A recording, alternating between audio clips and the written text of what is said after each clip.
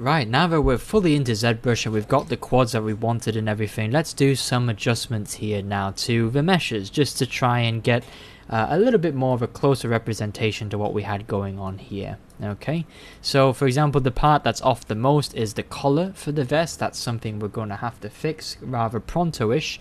But also, let's just draw our attention to the clipping with the vest and the shirt at this point in time. So if we hide the shirt and we just have a look at the vest on its own, let's see if we like the overall silhouette there. I mean, that vest is pretty snug. I do like the way it sits there, so I don't want to push out the vest in favor of the shirt. I want to kind of tuck in the shirt in favor of the vests, if you catch my meaning. So by that token, I'm going to go ahead and select the shirt mesh, and just like we did it for when we were kind of tucking the shirt in the trousers there, we want to do that for the vest as well. So let's just use a big, well, we can use a move tool. We're just big brush there. We'll just kind of push all these in, and yes, I know all our lovely folds are going away. It is a real shame, I know, but unfortunately that's how it is sometimes.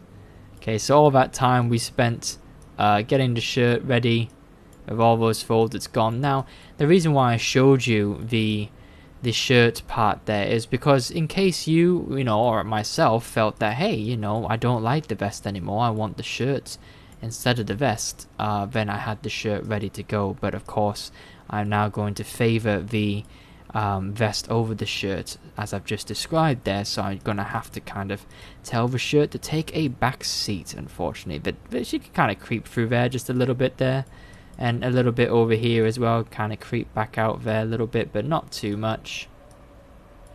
Something like that.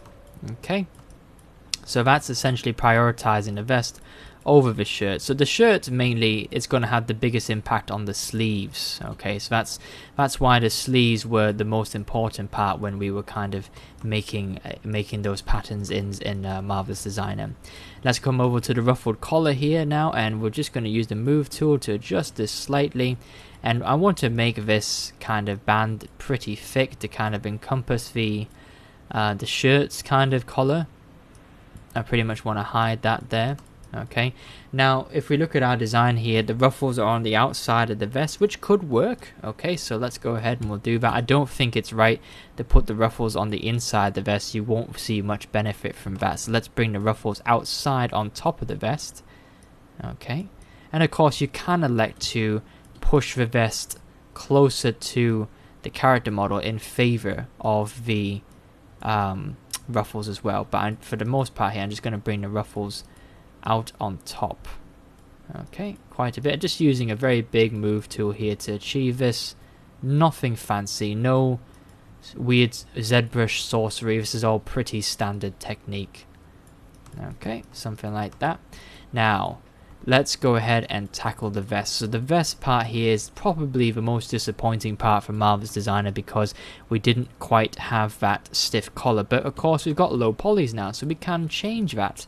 We can go ahead and make that stiff collar now. So let's go ahead and grab the move tool, and you can activate symmetry if you want, but be careful with symmetry, because if we go over to transform and hit local symmetry, you'll notice that the points aren't exactly a mirror. Okay, so be careful where you grab there. We're going to have to do this manually, one side at a time, and we have a pretty high collar, so let's bring that pretty high up and just adjust your size of your brush on the go there as you just kind of bring adjustments to this collar here. So the collar is pretty high, so we want it pretty much hiding the ruffle collar that we've got going there.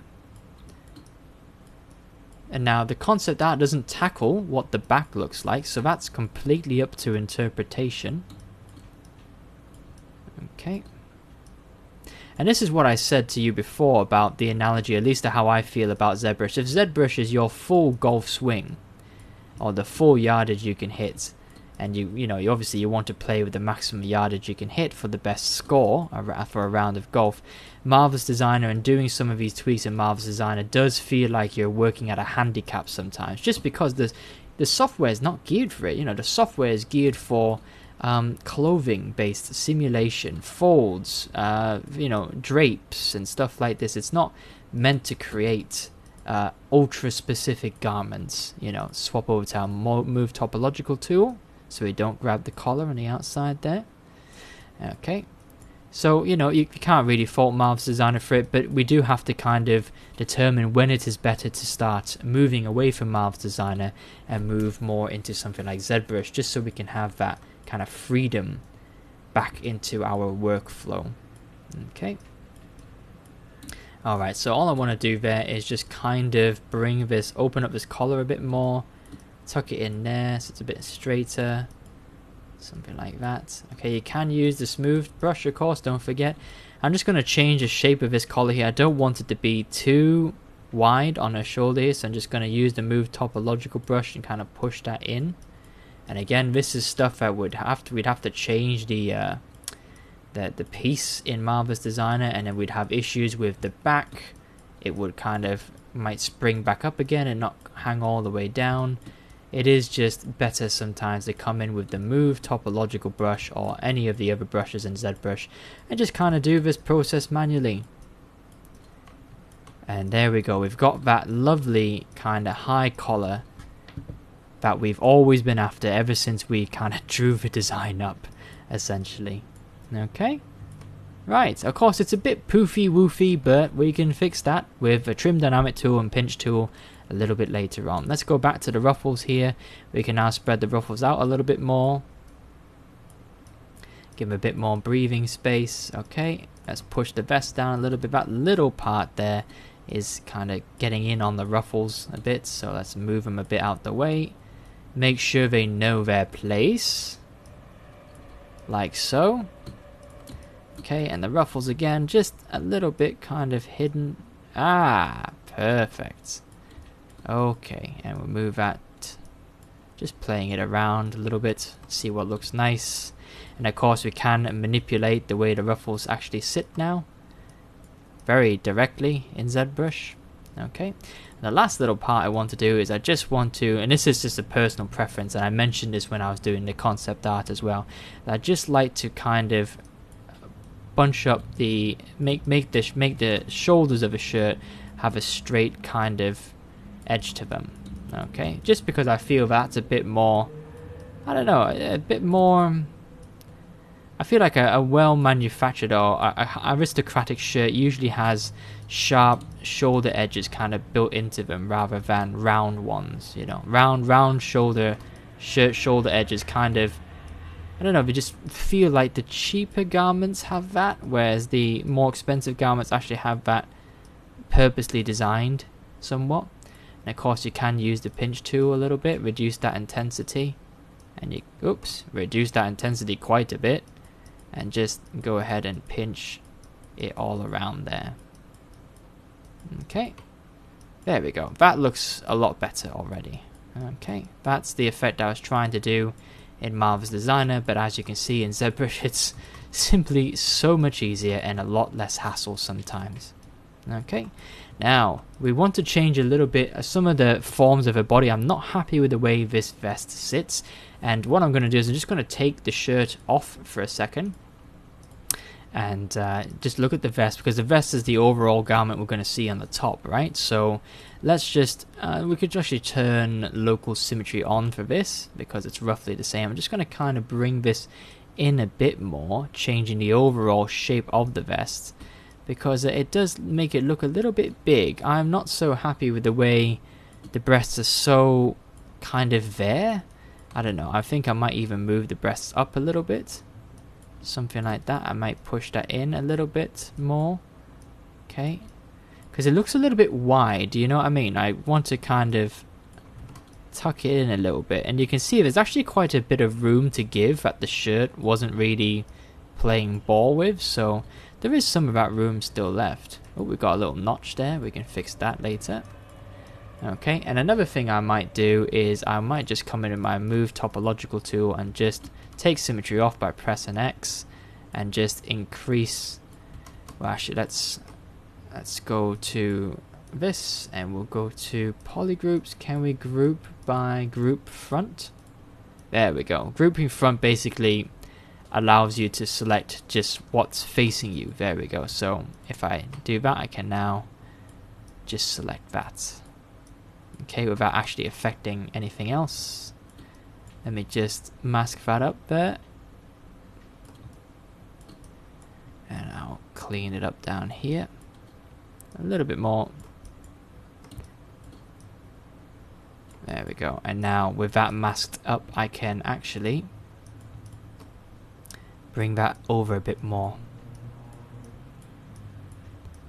Okay, it's affecting the polys a little bit, but as long as it's only a minor adjustment, it's not so bad. Okay, and once you're happy with that, get rid of the mask. And then you can just go ahead and auto group it again. So it's all back to being one. You can smooth that out as well. Okay, and then now we'll bring the shirt back to see if we need to push in a little bit more, and yes, the answer is yes we do. Activate symmetry, and let's just do that once more for good measure.